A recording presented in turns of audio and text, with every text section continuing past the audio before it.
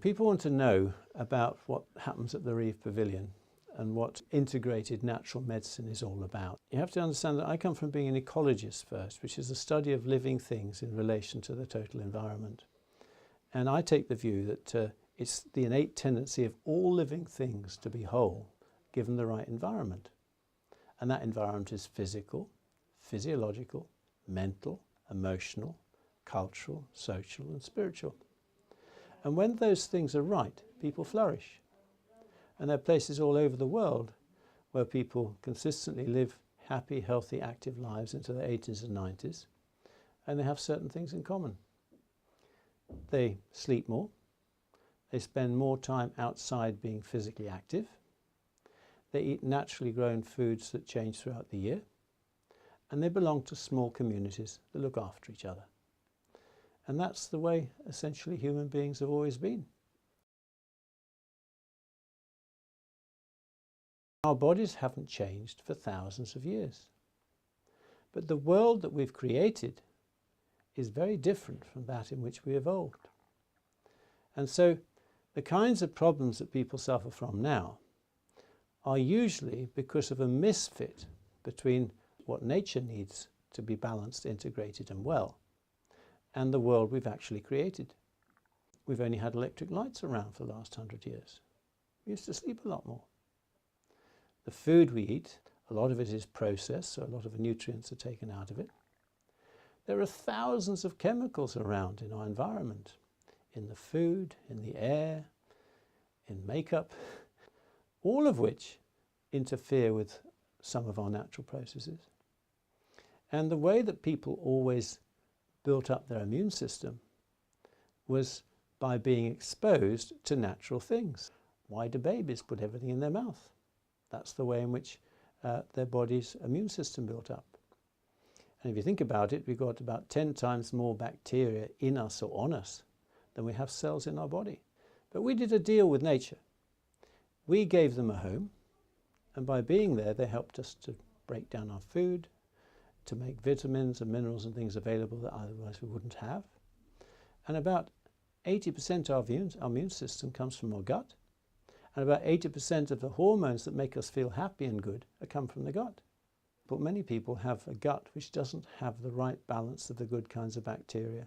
There are many factors that also are having an effect of stressing people's health and immunity. Although there's a lot of fantastic things going on with this world communication that help us to learn a lot more and communicate and understand each other from around the world, the downside is that the digital world is in some ways isolating people. Basically, we're human beings, and relationships are based on knowing your neighbours, knowing your friends. Although we've got better communication than we've ever had, there's more lonely people than there's ever been. So all these factors are stresses on people's lives. We only express a tiny little bit of our genetic makeup at any one time. And genes are plastic. They can turn on and turn off, depending on the environment. And we're all hyped up, ready for action. It never occurs. So that stress gets carried around for us. And we are designed for motion. And what moves us is our muscles. We experience our feelings through our bodies. And if we're having sedentary lives, sitting in offices, sitting in front of television, we're not moving our muscles. And if our muscles aren't balanced, they can't run our bodies properly. You can see from the way somebody stands, walks, looks, expression on their face, what frame of mind they're in. The word emotion comes from the word motion. What moves you is your muscles.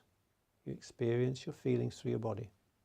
So that's why we use functional neurology to find out how well people's nervous system is running their bodies, their muscles, their glands and organs, and their minds and their feelings.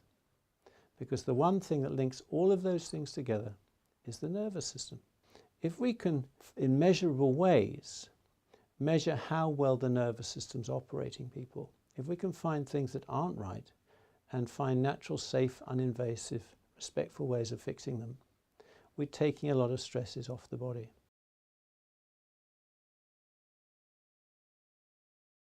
It's an accumulation of lots of stresses which eventually leads to symptoms, which is why people look for therapy. But the symptoms are not usually the problem. They're what people perceive as being the problem.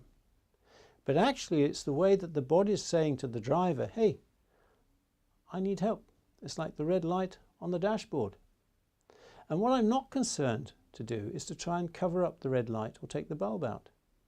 Because what I found is if you can deal with the underlying imbalances which accumulatively have exceeded the body's ability to cope, which then produces the symptoms, all you do is pushing the lid down. And the reason why our hospitals now are full of chronic illness is that doctors, brilliant though they are at saving people's lives, have based their studies on the study of disease. And actually, by the time a disease happens, it's years down the line. It's already too late. And if you have a symptom and all you do is cover it up with the drug, all that does is push the lid down. It's true. They say, well, that people are living longer. We must be healthier. Actually, this is not entirely true.